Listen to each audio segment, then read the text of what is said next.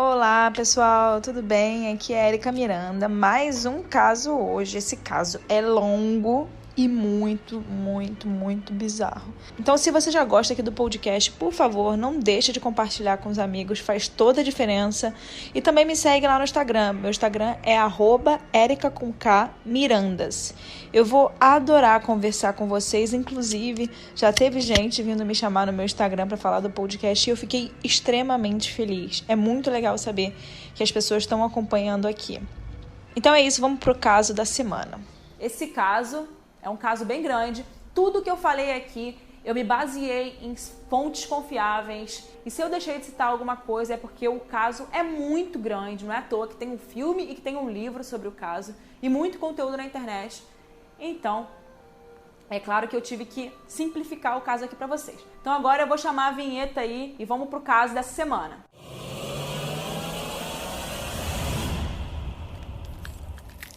O famoso serial killer de Long Island é um assassino em série não identificado que provavelmente assassinou entre 10 a 16 pessoas em um período de quase 20 anos. A maioria trabalhavam como profissionais do sexo e ele deixou seus corpos em áreas na costa sul de Long Island, em Nova York. Oak Beach é uma pequena comunidade fechada com uma população de 286 pessoas, de acordo com um censo de 2010. Para muitos, esse é um lugar de férias e os nova-iorquinos, inclusive, costumam fugir para Long Island no verão para fazer uma pausa em sua vida super agitada de Nova York. Mas para alguns, Oak Beach é um lar. Existem residências permanentes, mas em geral é uma área de turismo na época do verão. Nos meses mais frios fica mais vazia. Agora nós vamos falar da vítima que fez o serial killer, de Long Island ser descoberto pela mídia e pela polícia, Shannon Maria Gilbert nasceu em 24 de outubro de 86 em Ellenville, Nova York. Ela era a mais velha de 4 irmãs e tinha um relacionamento meio conturbado com a sua mãe, a Mary Gilbert. E quando ela ficou adolescente, ela tinha sonhos de se tornar famosa, de virar uma cantora, atriz, virar famosa, E ela se formou na New Paltz Central High School em um ano antes do previsto.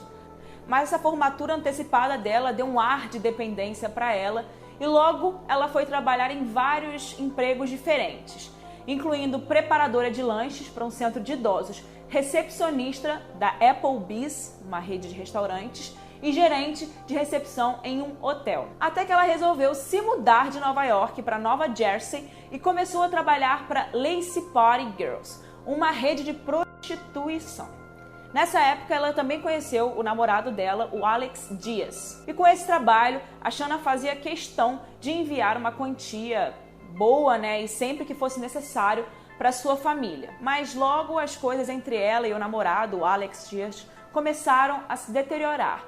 E as brigas estavam se tornando cada vez mais comuns. Inclusive, o Alex falou de um momento que a briga dele se tornou física, Foi um dia que a Shannon voltou de casa de uma noite e ele estava embriagado. E logo eles começaram uma discussão que virou uma discussão física, Uma briga física.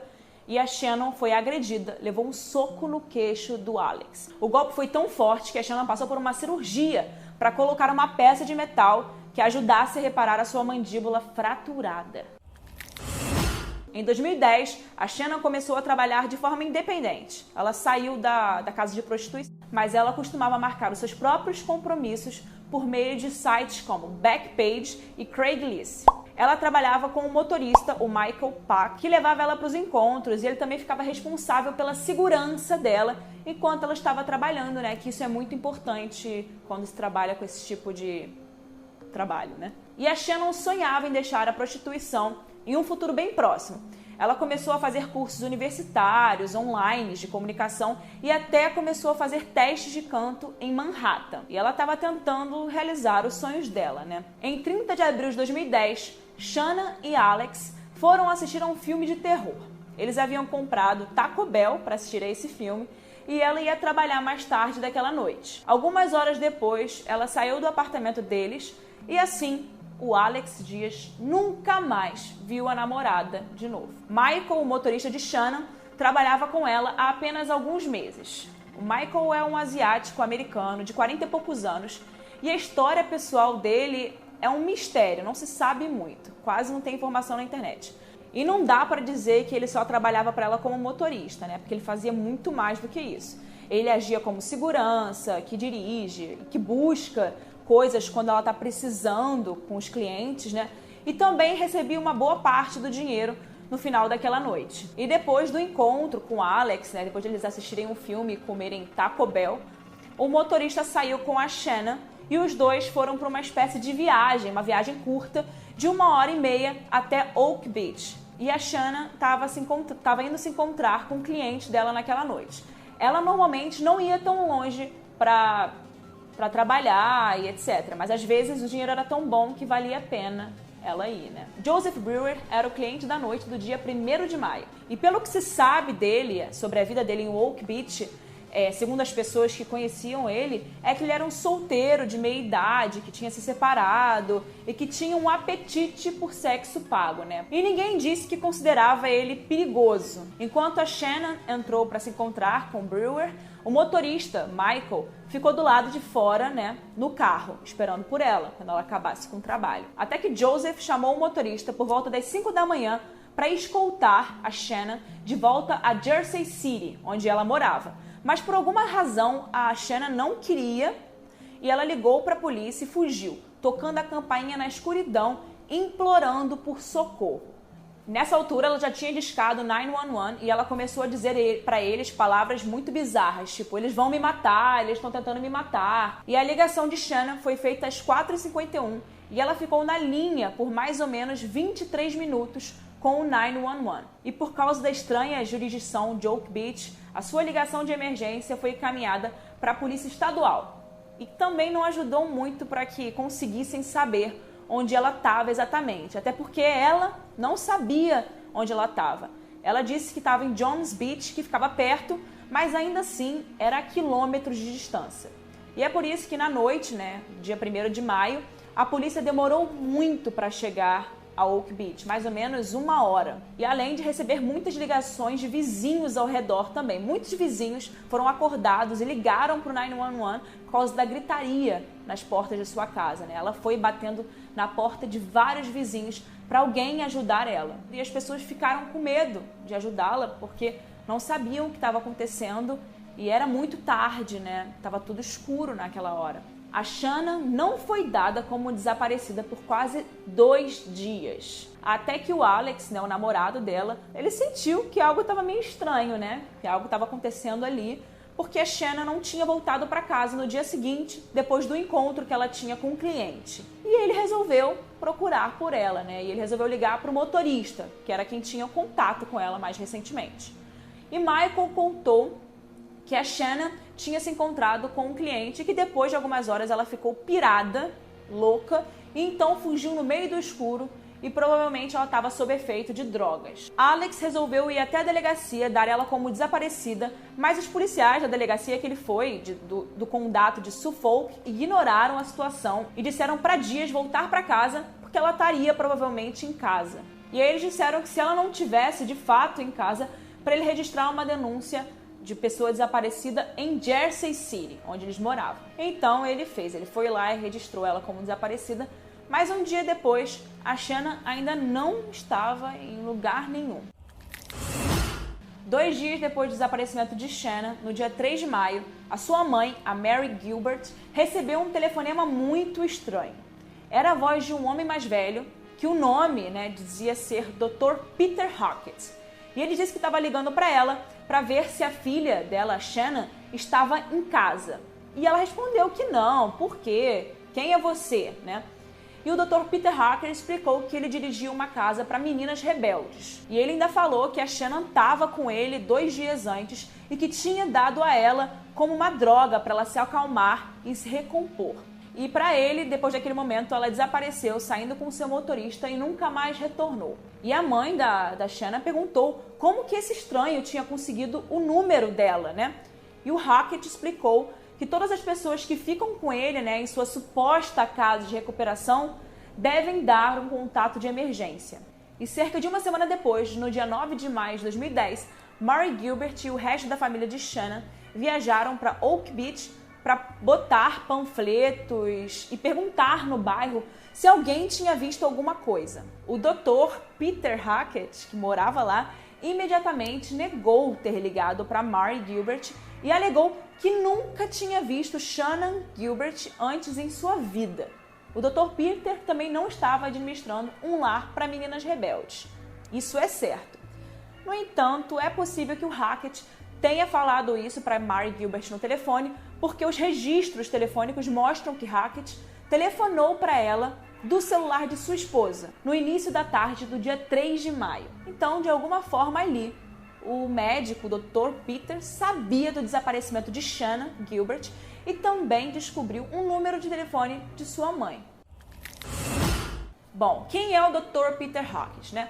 Ele é um ex-médico que havia trabalhado para o condado de Suffolk como cirurgião policial. Ele era casado, vivia com seus filhos e, pelo que eu acho, nessa época ele estava na casa dos 50 ou no início dos 60 anos de idade. Até que depois de um mês desaparecida, os detetives do condado de Suffolk finalmente entrevistaram o bairro de Oak Beach e eles não conseguiram descobrir nada. O condomínio fechado ali de Oak Beach tinha várias câmeras de segurança em vários pontos por todo o bairro. Câmeras que acabaram não dando nenhuma prova definitiva, mas pelo menos ajudaram a apontar os detetives à direção de onde Shannan tinha ido naquela madrugada fatídica. Michael Peck, Joe Brewer e Dr. Peter Hackett foram considerados suspeitos do desaparecimento de Shannan antes mesmo de ela ter sido localizada. No dia 10 de dezembro de 2010, Shannan Gilbert estava desaparecida há mais de 6 meses. Até que um policial e o seu companheiro, o cãozinho, que fareja, encontraram algo suspeito cerca de 15 metros de distância da Ocean Parkway, um trecho de estrada bem famoso da região. Eles encontraram um saco de estopa, que é um saco tipo trançado, e dentro estavam os restos mortais esqueletizados de um ser humano. Infelizmente, não era o corpo de Shannan Gilbert, mas foi o primeiro de quase 11 corpos que seriam descobertos no ano seguinte. E o primeiro sinal de que tinha um assassino em série que estava usando a área como depósito, por anos. Quase 7 meses após Shannan ter desaparecido na noite, um saco de estopa meio escondido na lama e na sujeira foi encontrado por policiais, mais uma vez. Dentro do saco tinha restos esqueletizados de um ser humano. 2 dias depois, cerca de 500 metros dos restos encontrados, dos últimos restos encontrados, o policial tropeçou em outro daqueles sacos e dentro, mais uma vez, restos de outro ser humano. Mais policiais e mais investigadores foram chamados. No final do dia, eles descobriram mais 2 sacos de estopa com restos mortais dentro, elevando o total para 4 corpos até agora. Nas horas e dias antes dos corpos serem identificados, muitos especularam que podia ser o de Shannan, algum desses 4 corpos. Mas, quando o teste saiu, eles afirmaram que nenhum dos 4 eram da Shannan. Não sei se eu vou falar os nomes certos, mas é Maureen Brainard, Melissa Barthelemy, Megan Waterman e Amber Lynn Castello. Todas elas eram mulheres jovens na casa dos 20 anos e que desapareceram após anunciarem os seus serviços sexuais no Craigslist. Os corpos das 4 mulheres estavam decompostos demais para encontrar algumas evidências forenses. Qualquer DNA que pudesse ter sido recuperado dos seus corpos há muito já havia se deteriorado e sem dúvida voltaria a ser inconclusivo. O ambiente que elas foram encontradas era de água salgada, meio hostil, e o vento corroía qualquer chance daqueles restos poderem ter algum vestígio. E eles continuaram a vasculhar a área até que o clima impediu. Em janeiro a fevereiro, eles foram forçados a adiar quaisquer buscas na área. E quando as buscas retomaram em março, eles ficaram chocados ao encontrar algo imediatamente. O quinto a ser descoberto, o quinto corpo, eram os restos mortais de Jessica Taylor, que havia desaparecido em julho de 2003. A busca continuou imediatamente na semana, para tentar encontrar mais corpos ou evidências. Apenas 5 dias depois de encontrarem o resto de Jessica Taylor, eles descobriram os corpos de mais 3 vítimas. todas apontando, né, um retrato muito bizarro desse assassino ou assassinos, né? A primeira era uma mulher conhecida pelos investigadores como Jane Doe 6, né? O segundo corpo descoberto pertencia a um homem de ascendência asiática, né? Não era a linha normal do caso, a linha normal eram mulheres, né? Aparentemente o corpo foi descoberto vestindo roupas femininas, levando os investigadores a acreditar que se tratava de uma mulher trans que trabalhava, né, como prostituta. Infelizmente, uma outra vítima foi descoberta e essa vítima foi muito dolorosa, né? Era um bebê, uma garotinha com idade entre 18 e 32 meses. Essa jovem vítima ficou conhecida pelos investigadores como Baby Doe. Ela foi encontrada enrolada em um cobertor e não mostrou nenhum sinal de trauma, o que implica, né, o que deixa claro que sua morte não foi violenta. Uma semana depois dessa descoberta terrível, a polícia fez uma nova descoberta de 2 outros corpos. O primeiro corpo era de uma mulher e o teste de DNA confirmava que essa mulher teria sido parente da bebê encontrada. Provavelmente era sua mãe. Mas o mais estranho disso é que o corpo, né, os restos foram encontrados dentro de um saco plástico colocado a mais de 11 quilômetros de distância do bebê. O outro corpo descoberto também nesse dia foi o crânio de outra mulher que foi nomeada como Jane Doe No. 7. Eles nomeavam assim porque eles não sabiam a identidade das mulheres, né? E eles descobriram com esses últimos corpos que as vítimas mais antigas foram desmembradas, né? Os seus corpos foram cortados em pedaços com as marcas de identificação, que eram tatuagens ou qualquer coisa, né, que pudesse reconhecer elas, foram removidas. Quem quer que tenha sido o assassino, ele tentou esconder as características das mulheres envolvidas muito bem no início, né, desses assassinatos, nos primeiros assassinatos em série, né? Isso deixava um pouco claro que esse assassino, no início, ele tinha mais cuidado na hora de deixar os corpos, tentava fazer com que eles ficassem bem separados, né, uns dos outros, e eles tiravam qualquer coisa que sinalizasse quem eram aquelas pessoas. Ou seja, ele tinha mais medo de ser encontrado no início, né? Nos últimos casos, ele já não fazia mais isso. O aniversário de 1 ano de desaparecimento de Shannon estava se aproximando e, com isso, a mãe dela, a Mary Gilbert, continuou a ficar atrás da polícia para qualquer tipo de nova informação. A Mary Gilbert começou a usar a mídia como uma aliada, né? Uma arma para fazer com que eles não esquecessem do caso da filha dela. A Mary Gilbert queria que a área do pântano, atrás da casa do Dr. Hackett, fosse escavado, fazendo com que os investigadores pudessem realizar uma busca completa naquela área, que foi a área onde ela foi vista pela última vez. O Dr. Hackett foi contra, né, esse desejo de escavação no terreno dele e ele não queria que o pântano dele fosse drenado, mas ele liberou isso depois de 1 mês ou mais.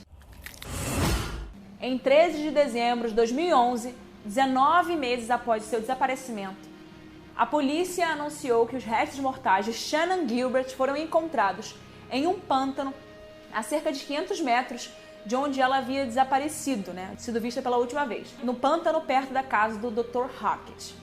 Uma semana antes, eles encontraram algumas de suas roupas e pertences na mesma vizinhança. O seu corpo foi identificado devido à placa de metal na mandíbula do crânio dela, que ela havia colocado depois da briga com o namorado, lembra? E a polícia acredita que a Shannon se afogou acidentalmente depois de tropeçar no pântano. A sua mãe discorda. Gilbert foi vista pela última vez batendo na porta de um residente da área e gritando por ajuda antes de sair correndo no meio da noite. A Shannon fez uma ligação para o 911 naquela noite, dizendo que tinha muito medo de perder a sua vida. Além disso, é importante notar que no dia que ela desapareceu, o nível de água ali naquele pântano estava bem baixo. Baixo a ponto de não ser nenhum tipo de ameaça para ela. A área onde ela havia entrado ali tinha cerca de 30 centímetros de profundidade. Se ela tivesse se afogado, era provável que tivesse se afogado em 15 a 20 centímetros de água. E quando o seu corpo foi descoberto, ela também foi encontrada sem os seus jeans, né, sem a calça jeans, e deitada com o rosto para cima. O que há de mais confuso em sua descoberta é a ausência de ossos na garganta. Para muitos, isso significa que ela havia sido estrangulada. mas os legistas do condado, de Suffolk não acham isso. E apesar de todas as especulações sobre a causa da morte dela, a Shannon não foi ligada oficialmente à investigação do assassino em série de Long Island, das outras meninas, A morte de Shannon Gilbert ainda é considerada acidental. Tanto Brewer quanto Hackett se mudaram da área de Long Island. Eles falaram que as suas vidas foram arruinadas por causa do caso e as suspeitas que envolveram o nome da família deles. A família de Gilbert entrou com uma ação de morte por negligência contra o Dr. Peter Hackett em novembro de 2012, afirmando que ele levou Shannon para sua casa naquela madrugada e deu drogas para ela que facilitaram a morte dela. Em julho de 2016, Mary Gilbert foi assassinada por uma de suas filhas, outra filha dela, a Sarah. Ela sofria de esquizofrenia e já tinha tido 10 hospitalizações enquanto tentava lidar com a doença. O seu transtorno mental começou a se manifestar de forma extrema algumas semanas antes dela fazer isso com a mãe dela, Uma parte devido a ela ter parado de tomar a medicação que ela costumava tomar. Essa foi mais uma terrível tragédia que a família Gilbert, teve que passar. Agora eu tenho uma última atualização desse caso, do caso serial killer de Long Island. Em janeiro de 2020, os investigadores, em uma entrevista coletiva, mostraram uma fotografia do que eles disseram ser uma peça de evidência coletada lá no estágio inicial da investigação, ou seja, quase uma década atrás. E esse objeto é um cinto de couro preto com as iniciais que têm as letras WH ou HM. E eles acreditam que esse item foi usado, estava sendo usado pelo suspeito, não era de nenhuma das vítimas. Isso foi dito pela Geraldine Hart, que é a comissária de polícia do condado de Suffolk. E ela se recusou a dizer se o cinto foi usado como arma do crime. E além disso, a polícia criou um site que é www.gilgonews, onde o público pode colocar qualquer tipo de informação que eles tiverem, e deixar dicas sobre o caso. E eu já vou deixar aqui a recomendação para vocês assistirem o filme que tem no Netflix, que é Lost Girls, Os Crimes de Long Island. Ele é baseado no livro que é Lost Girls, An Unsolved American Mystery, do Robert Colker. Os dois são incríveis e tem muito mais informações sobre o caso. Não dá para eu colocar tudo aqui que tem do caso, eu coloquei as principais coisas e as principais notícias que tem do caso ao longo dos anos. Então, se você quiser saber mais sobre esses casos aí, assiste o filme, que é muito bom. Então, esse foi o caso de hoje. Nossa, ufa, acabou. Falei tanto hoje aqui com vocês, então agora vamos deixar só para semana que vem. Quarta-feira eu espero vocês aqui, como sempre. E antes, vai lá no meu Instagram, conversa comigo. Provavelmente eu vou trazer o caso da Priscila Belfort, que muita gente tem me pedido no Instagram. Então é isso, pessoal. Até o próximo caso.